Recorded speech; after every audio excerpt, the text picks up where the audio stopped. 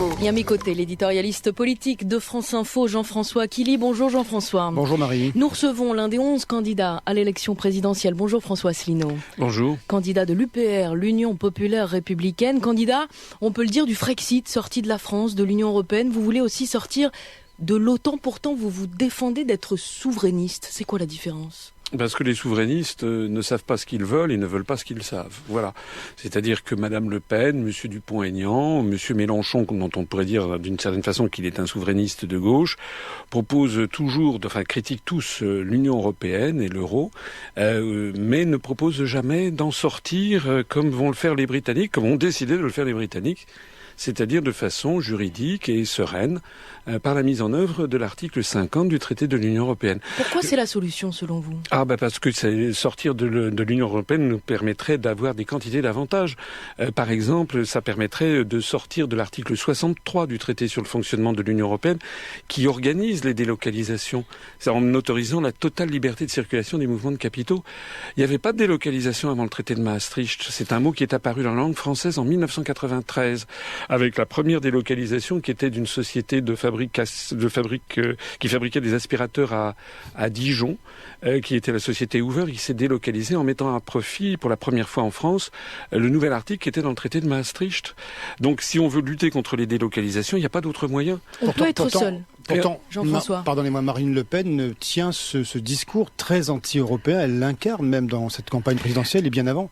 Alors bien avant, écoutez, moi je vous conseille d'aller regarder par exemple sur Internet et par exemple sur notre site upr.fr, qui soit dit en passant est le site le plus consulté de tous les partis politiques français. Je vous conseille d'aller regarder la profession de foi de Madame Le Pen en 2012, aux dernières élections présidentielles.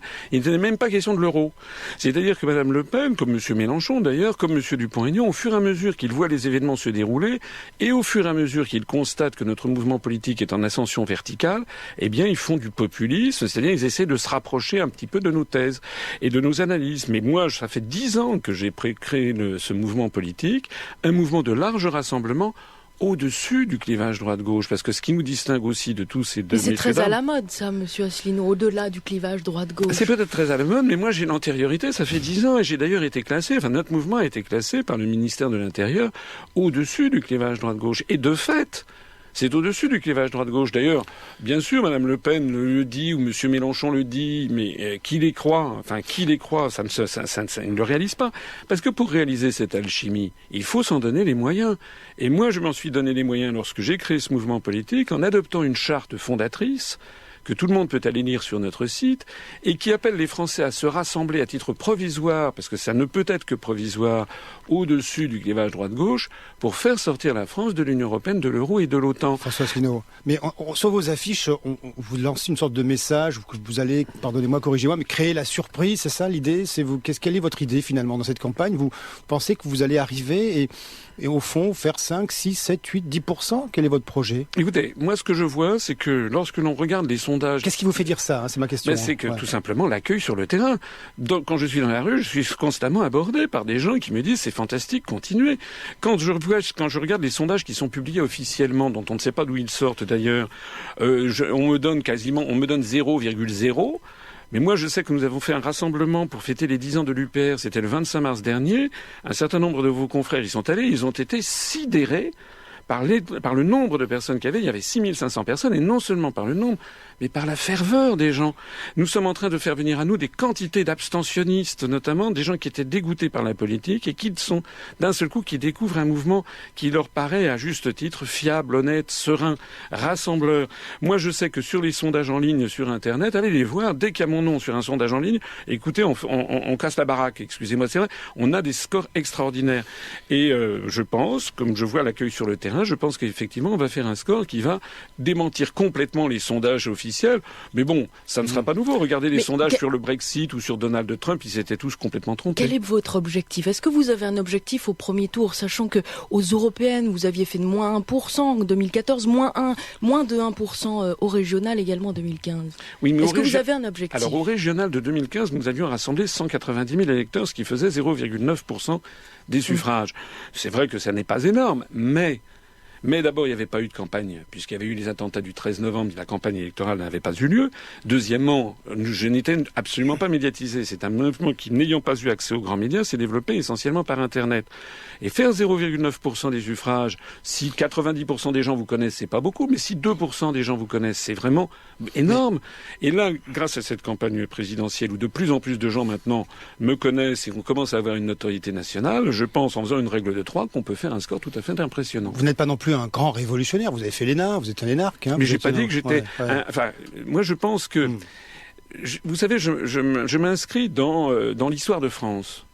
Je suis absolument convaincu que les Français, France ça veut dire le pays des hommes libres, les Français ne peuvent pas durablement rester dans un pays qui est sous tutelle étrangère. Voilà. Or, nous sommes sous tutelle étrangère. Vous avez une obsession américaine un peu. Non. Quand vous parlez de tutelle étrangère. Mais pas seulement. On vous accuse de complotisme. Oui, bien sûr. Vous êtes très anti-américain quand même. Non, écoutez, nous avons 65 adhérents expatriés parfois depuis des années aux États-Unis. Si vous regardez aux États-Unis, vous avez des dirigeants américains qui sont des responsables américains. Je pense à Paul Craig Roberts, à Noam Chomsky, à William Bloom, etc. Des intellectuels qui sont beaucoup plus sévères que moi contre leur propre gouvernement.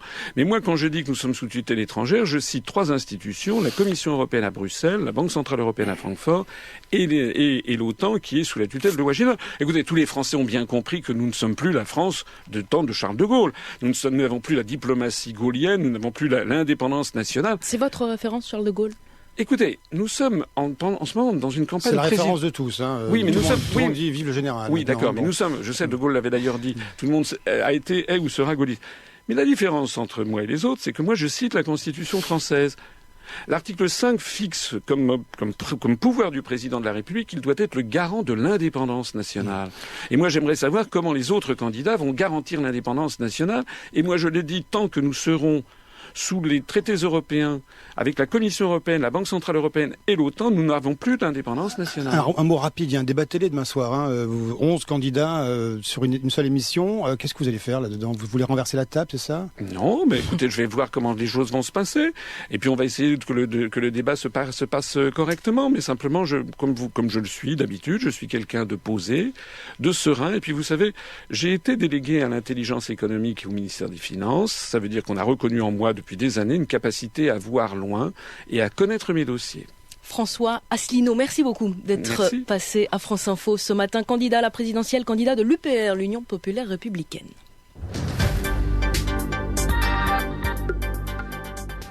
Retrouvez nos analyses, nos propositions, adhérez ou faites un don sur upr.fr. Retrouvez-nous aussi sur Facebook pour partager des idées et participer au direct. Twitter pour suivre les réactions de François Asselineau au jour le jour. YouTube pour ne rater aucune de nos vidéos. Pour nous aider à rétablir la démocratie, poussez-nous, abonnez-vous, partagez.